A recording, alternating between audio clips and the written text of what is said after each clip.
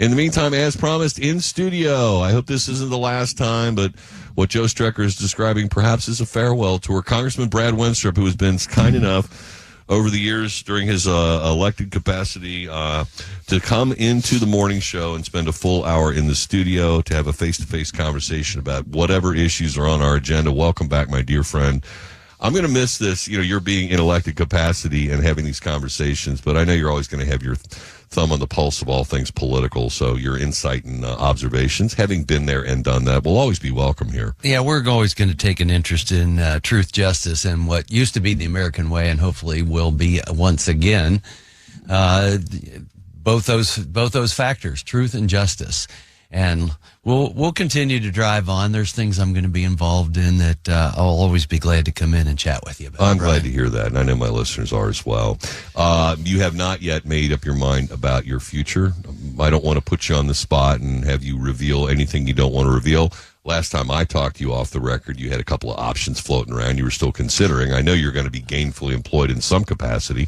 Yeah, one of the things that I hope to do, and we'll see if it works out, is go back into medicine a little bit, maybe a couple half days a week, but I don't think I want to engage with the heavy surgical load I once had because I want to do other things. And I'll have opportunities, I believe, just by some that have reached out and to do some things in national security where I still need a security clearance. Oh. Where I can take my experiences, especially with things like COVID, but my experience of 12 years in Congress, maybe work on our supply chain issues, work on health issues. So we'll see where it takes us. One of the things that is put upon us in Congress is you can't really go out and negotiate and do anything while you're still sitting in Congress. So people can say, we're interested in talking to you, and that's fine, and I've had that happen. But haven't got down to any of the brass tacks without declaring it with the ethics committee. No, I understand that. Yeah, that's fair. You're in the decision-making process. You know, got to weigh your options and then pull the trigger when it's necessary and inform the appropriate folks as needed. So let me ask you this. We were talking about early voting, and obviously it's become all the rage. And in many of the swing states, actually Republicans have cast more ballots than the Democrats. Nevada was one of them. Now, they do have a sizable contingent of undecided or undeclared. I think it's undeclared. They're neither Republican nor Democrat, and a sizable number of those already cast votes as well. But you look at any given swing state, and where Republicans weren't even registering in early voting, we got the message this time around. What's your take on that? And do you really have any suspicions as to whether it's going to mean a whole lot of difference as we get closer to Election Day? Well, you know, a lot of things happen to people on Election Day itself, and sometimes that means they can't get to the polls. And so I think that Republicans have realized that. You know, I can go back when I was younger, and you would hear, Republicans say, I hope it's a terrible day. I hope it snows. I hope it rains, because Democrats don't tend to go and vote if the weather's bad, whereas Republicans would go. And I'm talking about 50 years ago. Oh, I remember those days when people would say that, Yeah, so I don't know if that was true or not, but nonetheless, this is the battlefield that we have today, and people have the option. I wish it wasn't so long and enduring that people could vote early. I wish it was a shorter time frame.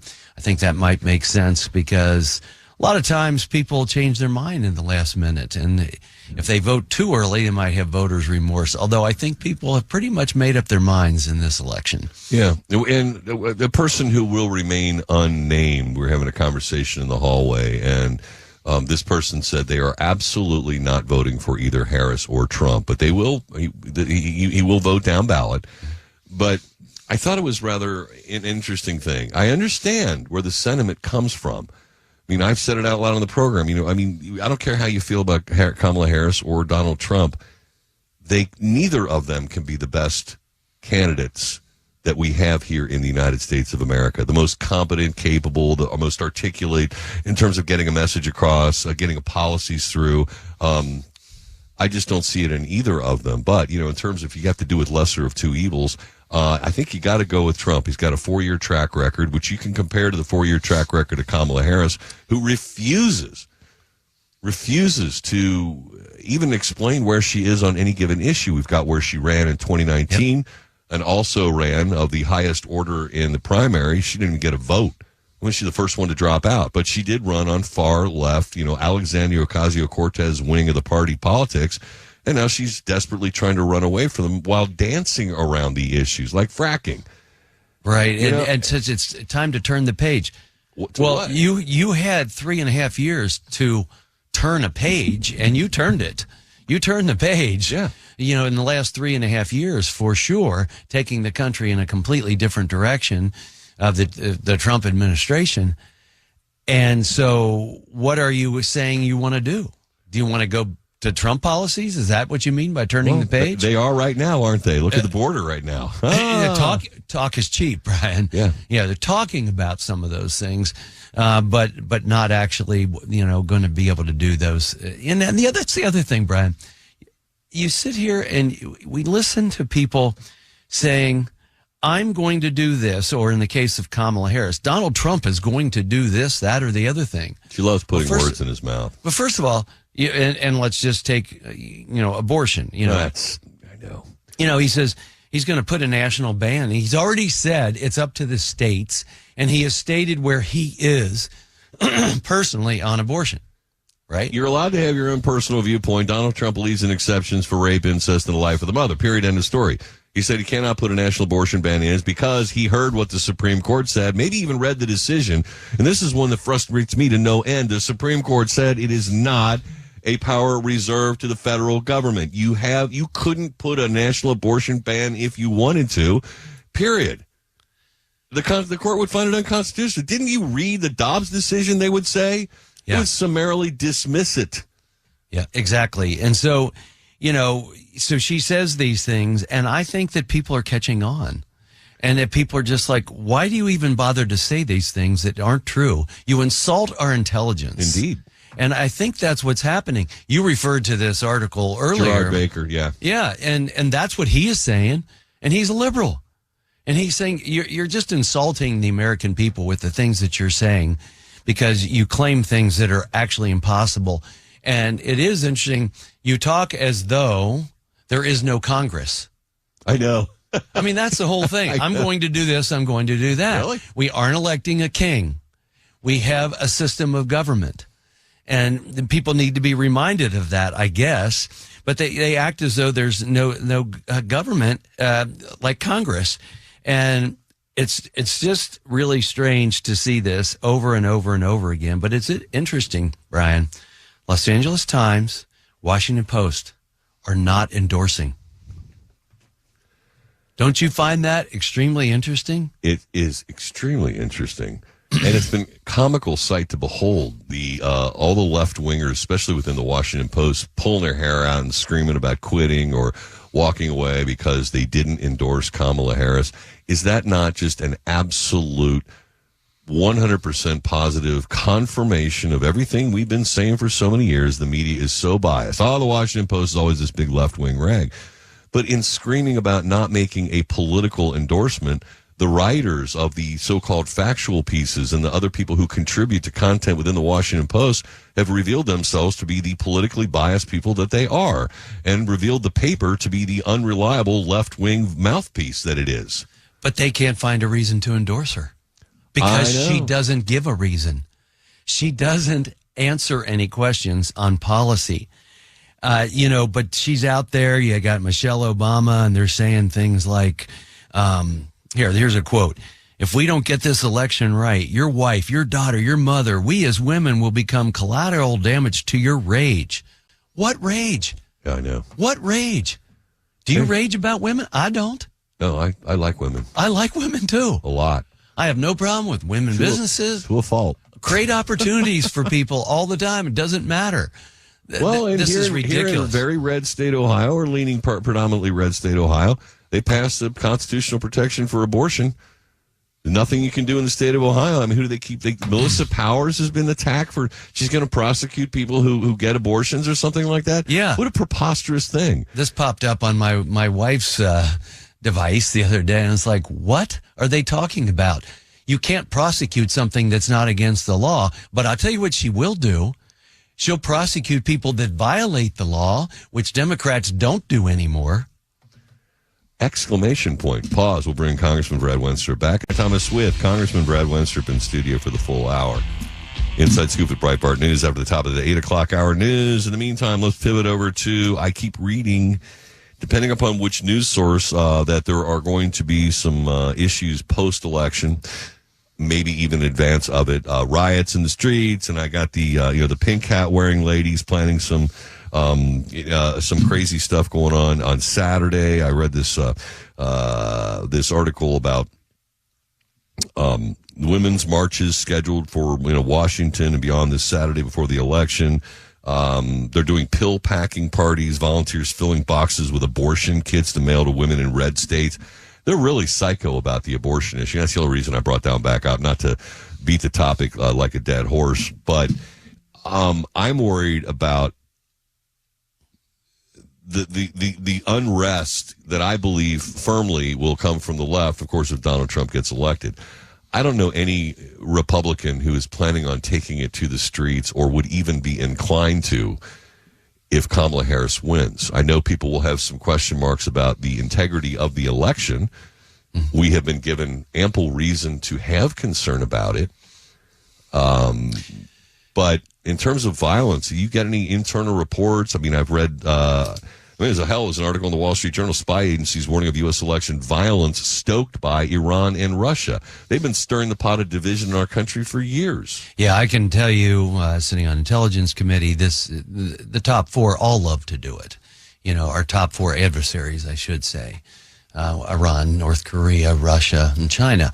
They love to divide us. They love to put these things out there.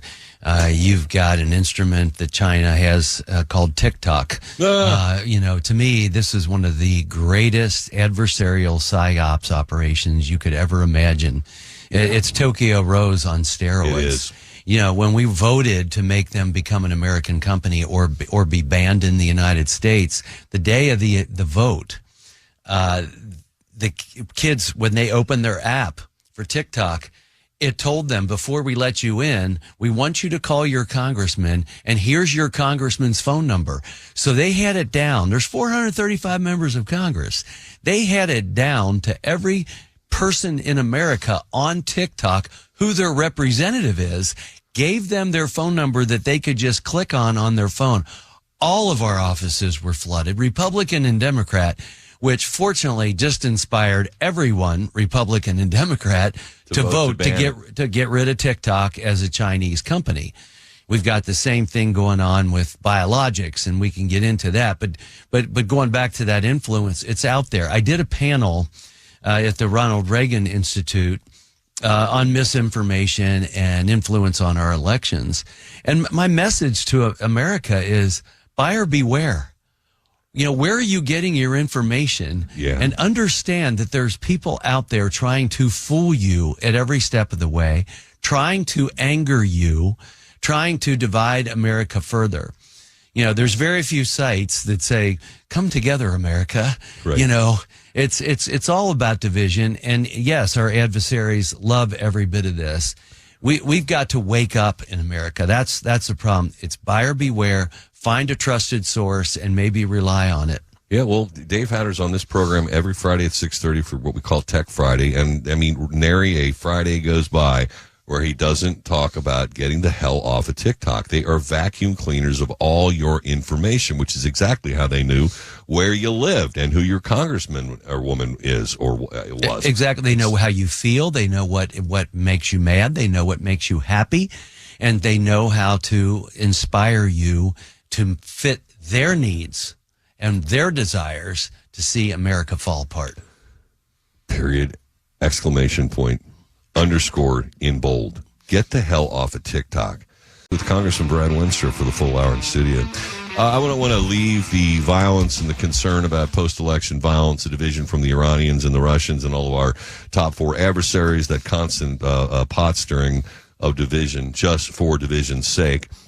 But we have to factor in also our concerns, I think, nationally, and it's a huge issue in the elections, stating the obvious. We've got a ton of new folks here in the United States, thanks to the Biden-Harris administration's open borders policy, that we really have no understanding about who they are, what they are, why they came here, what their political motivations are, if they have any. But, I point to the 30,000 to 40,000 military-age Chinese nationals that have shown up. And you know how totalitarian China is. I don't think it's easy to just pack up your bags and leave China without the state sort of being involved or allowing it to happen. My perception maybe differs than reality. But more fundamentally, how does a military-age Chinese man end up in Mexico? Exactly. And why? And why? If things are so great in China, why are you going to Mexico and then coming across our border? It could be anybody. And there's 2 million known gotaways. Hell, they could be, cells that Iran has placed in our country for the purposes of committing terror organizations. I don't blame a lot of people for wanting to be in America, but who's coming in and why is the main thing, and the fact that they're not doing it legally. And, we were talking during the break, the violence that has occurred because of illegals entering our country. It just keeps going. Matter of fact, I happen to be able to listen in to Donald Trump talking to a woman who lost her daughter because she was killed by an illegal driving drunk. And he was so passionate about it. And, and he was talking to her in such a reverent tone. But that's kind of another story. But violence is a problem that we have in America today, obviously. But as I sat there during the 136 rounds fired at the baseball field, my first thought was, like I was in war, who's doing the shooting? Who's doing the shooting and where's it coming from? But you look at it, that was a Democrat. That was a Democrat who came to try and change the balance of power of the House of Representatives in one morning. You have likely a very unstable young man listening to the rhetoric of Democrats. It's saying how terrible Donald Trump is, even though he was president before and democracy didn't end. That, he's the most horrible person in the world and the country's going to be over if he gets elected. And this kid probably thinks that he's going to be an American hero. Yeah. And so he goes out and tries to do this. The same for the person at the golf course. I mean, come on, America, wake up and let's get away from all of this stuff. First of all, you have to see through the lies that are being said and don't respond in this way. We got a problem, but who's doing the shooting? It's not Republicans. I mean, I'm just going to be blunt. That's not what we're seeing. It's not that Republicans aren't capable of doing bad things. I'm concerned about that as well. But you have the director of the FBI warning not so much about just Americans, but these cells that are developing within the United States that likely could commit a terrorist attack, which we can't take our eye off the ball why we're still concerned about China, Russia, Iran, North Korea. Well, and if you look at the mainstream media, I know I saw this article, and of course, NBC News is not exactly a bastion of conservatism, but in connection with the concerns about violence, they say, perceptions of election fraud are a prominent narrative for extremists who have targeted government and election officials, with at least 3 domestic extremist attacks and 2 disrupted plots being linked to such false claims since January 6th. According to the report, intelligence agents also listed immigration, LGBTQ issues, abortion, and the failed assassination attempts against Trump's as motivation for recent calls for violence from extremists. Of course, they're pointing to conservative-minded folks who might disagree with some of that stuff. But are they actually doing anything? No. If you pivot over and find out who's engaged in the violence, you find out they're all these left-wing nut jobs. Well, that's what we're seeing, and hopefully we won't see any of it post-election, Brian. Pray to God. I pray to God for that as well. You know what? I will tell you, in the meantime, we've got some things to be concerned about right here in Ohio, like Issue 1. And I think it's really important that your listeners understand and tell their neighbors what Issue 1 really is about. Issue 1 is gerrymandering and taking away any opportunity you have to have influence on how we set our districts, because it takes it away from our elected officials, puts it in the hands of people that have an unlimited budget, can't be removed. And you know what's even more fascinating, Brian?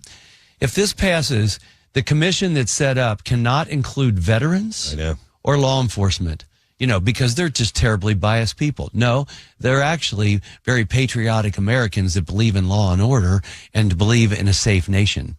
Yeah, and let's face it, you served in the American military, you're still serving. I know a ton of police officers, they're not all cut from the same political cloth. No. I mean, if they feel that American military can be Democrats and they can be Republicans, maybe they're politically neutral or libertarian. And I know police officers who are Democrats and Republicans and politically neutral and, yeah, all over the spectrum. I mean, that renders, but being in uniform apparently is the problem here. Yeah. Just being in uniform. And whose idea is that? That Swiss billionaire and all the evil left-wing moneyed interests who are backing this thing so they can take away the red state that is Ohio and hopefully transform, at least for their hope, into a blue state because they can't win at the ballot box. Right, and that's exactly what's happening. It has very, very negative effects in any place where it has happened. So, yeah, depending on your perspective, I had the pro-issue one guy on. He said, it's worked where it's been tried before. And I was like, wait a minute, what is your definition of worked? You transformed a red district into a blue one. Okay, I guess that is worked as you perceive it. Yeah, exactly. You know, they say, look, elections are fair, but they're not fair to the loser is what it comes down to. They don't feel it's fair. Well, you know, you have an opportunity to be represented. Ohio is a red state. That's just where it is right now. And so that's going to tend to happen. But we've got to block this because it's just one more issue that's not good for Ohio. Amen to that. On final moments with Congressman Brad Wenstrup, but just really enjoyed the whole hour, and it goes by so quickly when you're here, Congressman. Final comments. I know you wanted to bring up COVID. You've got a little teaser on that one. Yeah, because I hope to be able to come in and spend more time talking about all our findings. This has been a 2-year investigation. We could do a whole hour on COVID. We could, absolutely, and maybe we will. Yeah. We're getting close to issuing a report. And, keep in mind, we're looking at, what happened economically, what happened in our education system, the bills that Congress passed, what was helpful, what was not. Unfortunately, a lot of it was not helpful. But we also looked into origins of COVID. But I guess my teaser will be that we have exposed very high level corruption in the United States public health system. And we're going to be recommending a much better system. We have to have a system in place to be able to respond to something like this, whereas we were just all over the map and led by Fauci, who never was given that responsibility officially. But that's part of it. But let me just say that what we have done includes Tony Fauci, former New York Governor Andrew Cuomo, EcoHealth Alliance President Peter Daszak, who was doing the gain-of-function research in China, who's now been debarred from federal monies, Teachers Union President Randy Weingarten, but also the Teachers Union's influence on our medical policies and guidelines that we put out. All of this most of it has really been out, but it'll be gathered together in our report coming out. Probably early December is when we will have it completely finished. And I'll be glad to come in and talk about it even before then, because we're pretty close to having it all wrapped up. Including maybe an indictment, or maybe two. Yeah, there's some criminal referrals coming as well. Ooh. But I would tell you, we have over 1 million pages of documents that we've reviewed. We've sent more than 130 letters, conducted over 30 transcribed interviews, and nearly 30 hearings. And we've issued more than 6 reports so far and had to use 10 subpoenas. Doesn't it bother you, and it should bother everyone in America, that when Congress asks an agency for their documents, we have to go through a lawyer? One of the most frustrating things about government right now for me is exactly that. Across the spectrum, you have a committee, you represent the American people, you're asking for documents that we absolutely paid for and the salaries behind the scene that we're paying. They're responsible to you, who are responsible to the American people, and they won't give you information. Without a subpoena. We have to subpoena our own agencies. Insane. Well, on Intelligence Committee, when that was happening, we cut their money until they gave us what we wanted. That was in a different time. That was not under the Biden-Harris administration. Well, actually, it was. Oh, was it? Yeah, it was, because Did you actually effectively cut it, or did you just pass legislation in the House that didn't get advanced in the Senate? Well, see, in the Intelligence Committee, it operates a little differently because we're kind of our own appropriators and everything else. Oh, like the CIA. I get it. No, we can decide.